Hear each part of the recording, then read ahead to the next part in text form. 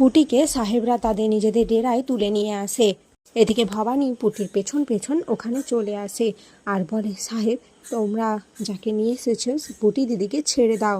তখন সাহেব বলে, না আমি ছাড়বো না, ও আজ আমার হবে।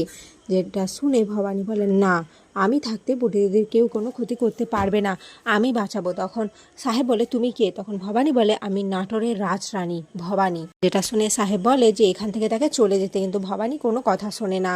এরপর সাহেবের সাথে ভবানী যুদ্ধ করে আর ভবানী সাহেবকে আঘাত করে, ফলে সাহেব অজ্ঞান হয়ে যায়। এরপর ভবানী পুটিকে বাইরে নিয়ে আসে। পুটি বলে, বোন তুমি এখান থেকে চলে যাও, খুব বড় বিপদ হয়ে যাবে, না হলে ওদের অনেক সৈন্য আছে, তুমি একা পারবে না। ভবানী বলে, ওরা সবসময় মেয়েদের অবমাননা করে, হয়তো এই অবমাননা 200-300 বছর পরেও থেকে যাবে, কিন্তু আমি থাকতে তোমার কোনো ক্ষতি হতে পারে না, আমার হাতে যতক্ষণ তলোয়ার রয়েছে কেউ তোমার কিছু করতে পারবে না। এদিকে দেবীপ্রসাদ আর ঈশ্বরের বর দেখতে থাকে সমস্ত ঘটনা। দেবীপ্রসাদ বলে, ভবানী বৌঠান এখানে এখানে কি করে এলো? না না, ব্যাপারটা ঠিক হচ্ছে না, মনে হচ্ছে আজকে ভবানী বৌঠান সাহেবদের কাছে পরাজিত হয়ে যাবে আর আজকে হয়তো মরেও যেতে পারে। এরপর সাহেব ভবানীর ওপর আবার আঘাত করে। ভবানীর পেছনে তলোয়ারের আঘাত লেগে যায়, যেটাতে ভবানী খুব আঘাত পায়। পুটি বলে, বোন তুমি এখান থেকে পালিয়ে যাও, এরা তোমাকে ছাড়বে না, এরা তোমাকে আঘাতে আঘাতে জর্জরিত করে দেবে। তখন ভবানী বলে, না আমি কিছুতেই ছাড়বো না, সাহেব যতবার আপনি কাপুরুষের মতো পিছন দিক থেকে আঘাত করবেন ততবার আমি উঠে দাঁড়াবো মা ভবানীর নাম নিয়ে, আর যতক্ষণ আমার কাছে তলোয়ার রয়েছে কেউ আমার কিছু করতে পারবে না। অপরদিকে রামকান্তর সাথে সেই সাপুরেটা দেখা করতে আসে।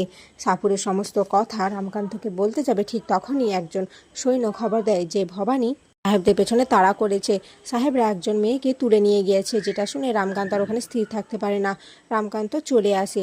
এদিকে ভবানীকে আবারও আঘাত করতে গেলে ঠিক তখনই রামকান্ত ওখানে চলে আসে, এসে সেই সাহেবদের সাথে যুদ্ধ করে আর বলে, এবার আসল লড়াই হবে, আপনি কি ভেবেছেন সাহেব আপনি ভবানীকে পরাজিত করে দেবেন? না। এরপর রামকান্ত একে একে সবাইকে হারিয়ে দেয়। এরপর ওখান থেকে সাহেবরা চলে গেলে রামকান্ত ভাবে, যেভাবে আমরা পেশোয়ার দাসত্ব গ্রহণ করিনি সেভাবে এই সাহেবদেরকেও বোঝাপড়াটা করে নিতে হবে, এদের সামনে মাথা জনু করা যাবে না।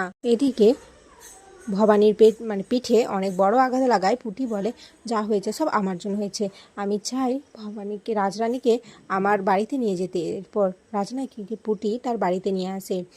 কবিরাজ বলে, রাজরানীর ক্ষতটা অনেক গভীর লেগেছে, যদি ক্ষতস্থানটা পুড়িয়ে দেওয়া হতো তাহলে বিষক্রিয়াটা হবে না, কিন্তু এত যন্ত্রণা কি উনি সইতে পারবেন? রামকান্ত ভাবতে থাকে, রাজরানী প্রকৃতপক্ষেই একজন বীরাঙ্গনা, সে সমস্ত কষ্ট সহ্য করতে পারবে।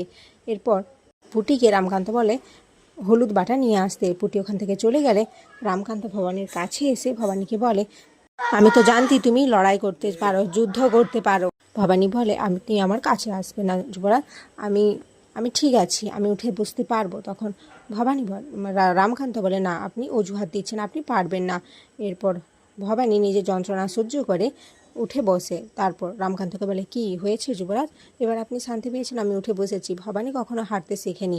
রামকান্ত বলে, বেশ ঠিক আছে মেনে নিলাম, কিন্তু এরপর আপনাকে একটু যন্ত্রণা পেতে হবে, আপনি সহ্য করতে পারবেন তো? ভবানী কিছু বুঝতে পারে না।